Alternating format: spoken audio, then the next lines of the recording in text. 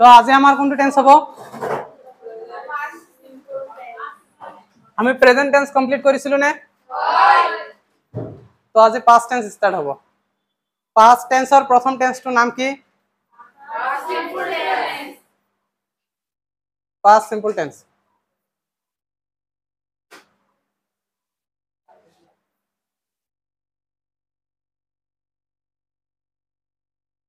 present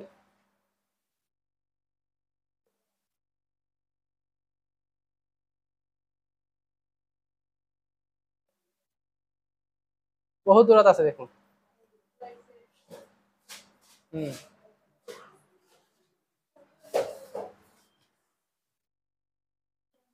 past simple tense বা past indefinite tense হয় না যিকোনো টেন্সৰ আমি কেইটাকে কনসেপ্ট থাকিব লাগে টেন্সৰ পইণ্ট কি জানিব লাগে টোটাল 4টা টেন্সটো অৰ্থটো কি হয় মিনিং কি হয় তাৰ ফৰ্মুলা কি আছে ফৰ্মুলাটো কেনেকৈ ইউজ কৰিম তাৰ কাৰণে এটা নোটছ আমি জানিব লাগে আৰু আমি টেন্সটো কেনেকৈ আইডেন্টিফাই কৰিম তাৰ কাৰণে আমি কিছু কেচিং ক্লো পাওঁ হয়নে ইন্ডিকেটৰ থাকে সেইকেইটা আমি জানিব লাগে তো ইয়াত আমি আজি পঢ়িম প্ৰেজেন্ট নহয় পাস্ট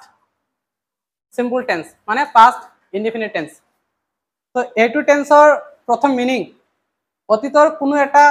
সময়ত কোনো এটা কাম সম্পূৰ্ণ হৈছে এনে অৰ্থ পাস্ট ইনডিফিনিট অৰ সিম্পল পাস্ট টেন্সত ব্যৱহাৰ কৰা হয় কথাটো ধৰিব পাৰিছে নে কি কৈছে অতীতৰ কোনো এটা সময়ত এটা কাম কমপ্লিট হৈছে আৰু তেনেকুৱা ধৰণৰ কাম যিবিলাক কাম নেকি পাস্ট টাইমত শেষ হৈছে পাস্ট টাইমত সংঘটিত হৈছে তেনেকুৱা কাম আমি পাস্ট সিম্পল টেন্সত লিখিম বুজি পাইছা হা বুজি পাইছে না সবে ক্লিয়াৰ সবৰে প্ৰেজেন্ট সিম্পল তাৰ অৰ্থটো কি পাইছিলো যেটো কাম বৰ্তমান কৰা বা হোৱা বুজাই আছে আৰু পাস্ট সিম্পল মানে যেটো অতীতত কৰা বা হোৱা বুজাই আছে বুজি পাইছা এইটো টেন্সৰ কাৰণে আমি কি পাইছো এটা ফৰ্মুলাত কি পাইছো সাবজেক্ট প্লাস ভাৰ্ব টু মানে ভাৰ্বৰ 2 নম্বৰ ফৰ্ম হয়নে আমি ভাৰ্বৰ লিষ্টত পাইছিলো না নাই ভাৰ্ব 1 ভাৰ্ব 2 3 4 5 হয়নে এটোৰ নাম কি প্ৰেজেন্ট আৰু ভাৰ্বটোৰ নাম কি পাস্ট সেই কাৰণে পাস্ট সিম্পল টেন্সৰ আমি যেটো ভাৰ্ব ইউজ কৰি হেতু পাস্ট টেন্সতে ইউজ কৰিব লাগে তাৰ কাৰণে ইয়াতে বি2 লিখা হৈছে ঠিক আছে তাৰ পিছত কি আছে অবজেক্ট তো আমাৰ এতিয়া যিকোনো কোৱেশ্চন যেটো কোৱেশ্চন নেকি আমি পাস্ট সিম্পল টেন্সত লিখিম তাতে কি কি চেঞ্জ হ'ব ফৰ্মুলা যদি আমি চাব যাও ইয়াতে চেঞ্জ কৰিব লগা কি আছে সাবজেক্ট টু সাবজেক্টে থাকে কিবা সাবজেক্টেৰ পৰিৱৰ্তন হ'ব সাবজেক্ট পৰিৱৰ্তন নহয় অবজেক্ট কিবা চেঞ্জ হয় নহয় তো আমি চেঞ্জ কত কৰিম ভাৰ্বত ভাৰ্ব যেতিয়া কাৰেকশন কৰিম তেতিয়া সদায় কোৱেশ্চনত যিকোনো ভাৰ্ব দিয়া থাকক আমি 2 নম্বৰত লিখিব লাগিব কথাটো ধৰিব পাৰিছা নে পাস্ট সিম্পল টেন্স কৰিব যেতিয়া যাম আমি কোৱেশ্চনৰ আনসাৰ কৰা সময়ত আমি সদায় ভাৰ্বৰ টু আমি ইউজ কৰিম আৰু বাকি আগত পিছত একো চেঞ্জ নহব ঠিক আছে মনত থাকিব এইখিনি আৰু বি2 লিখিবৰ কাৰণে আমাৰ কি লাগিব বি2ৰ যেটো লিষ্ট হেতু জানিব লাগিব সবে জানানে ভাৰ্বৰ লিষ্ট কিমানটা ভাৰ্ব তোমালোকৰ মুখস্থ আছে মনত আছে আমি লাস্ট ডে আলোচনা কৰিছিলো যে পাস্ট টেন্সত আমি যেতিয়া যাম তেতিয়া আমাৰ ভাৰ্বৰ লিষ্ট মনত থাকিব লাগিব তো আজি আমাৰ হেতু লাগিব ভাৰ্বৰ লিষ্টৰ পৰা 2 নম্বৰ যেটো লিষ্ট কিমান জনৰ আছে মনত কিমান জনে পঢ়িছে পঢ়িছা না নাই এতিয়া পিছলৈ আমি গম পাম এনেই যেতিয়া কোৱেশ্চন আনসাৰ এক্সাৰসাইজ কৰিম তো টেন্স আমি ইয়াতে পালো মিনিং আৰু ফৰ্মুলা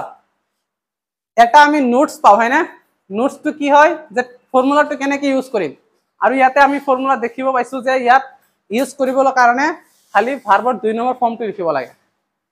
কথাটো বুজি পাইছানে সেই কাৰণে ইয়াত আমি কোনো নোটস লিখা নাই ডাইৰেক্ট আমি ইন্ডিকেটৰত আহিছো ইন্ডিকেটৰ কোন কাক কোৱা হয় যেটো আমাক টেন্সটো ইজিলি আইডেন্টিফাই কৰাত হেল্প কৰে কথাটো ধৰিব পাৰিছা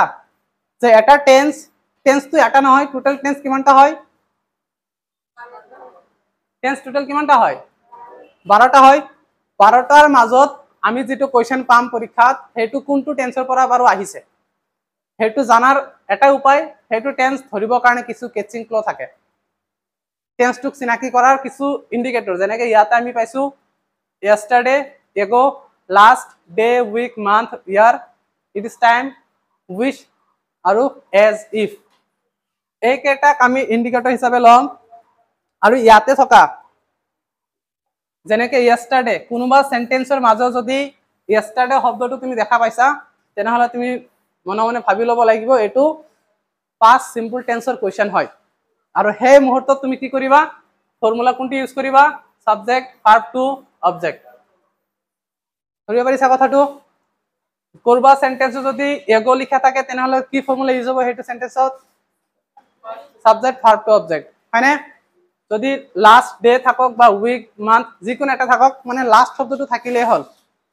হেতু সময়ত সেই সেন্টেন্সৰ কাৰণে ফৰ্মুলা এটো ইউজ কৰিম ঠিক তেনেকৈ এই তিনিটা কিন্তু এই তিনিটা কন্ডিশনাল সেন্টেন্সৰ ক্ষেত্ৰত ইউজ হয় ইয়াৰ কাৰণে তুমি ভাবিব পাৰা যে 100% কোনবা সেন্টেন্সত যদি yesterday ago বা last এইবোৰ শব্দ থাকে তেনেহলে এটো ডেফিনেটলি প্ৰেজেন্ট সিম্পল টেন্সৰ হ'ব কিন্তু এই কেটাৰ কাৰণে তুমি 100% তুমি ক'ব নোৱাৰা এই কেটা ইন্ডিকেটৰ কেতিয়াবা বেলেগ টেন্সতো ইউজ হয় সেই কাৰণে আমি ইয়াক কি কৰিম আমি কন্ডিশনাল বুলি মনত ৰাখিম এতিয়া পাইছো আমি ইয়াত এইটো সেম ইন্ডিকেটৰ যেটা নেকি বেলেগ টেন্সত পাম তেতিয়া দুটা আমি কম্পেয়াৰ কৰি চাম কথা বুজি পাইছা বৰ্তমানৰ কাৰণে মনত ৰাখিম এইকেটা এইটো টেন্সৰ হয় বাট পিছলৈ যেটা নেকি এইটো আকু পাম বেলেগ এটা টেন্সত তেতিয়া হে টেন্স আৰু এই টেন্সৰ মাজৰ ডিফাৰেন্সটো কি হয় কোন ক্ষেত্ৰত আমি প্ৰেজেন্ট সিম্পল টেন্স কৰিম কোন ক্ষেত্ৰত বেলেগ টেন্স এটা কৰিম তো হেতু আমি কেনে কৰিম পিছত কম্পেয়াৰ কৰি কেনে বুজি লম ভালকে হ'ব না তো চোৱা লিখা আছে সবৰে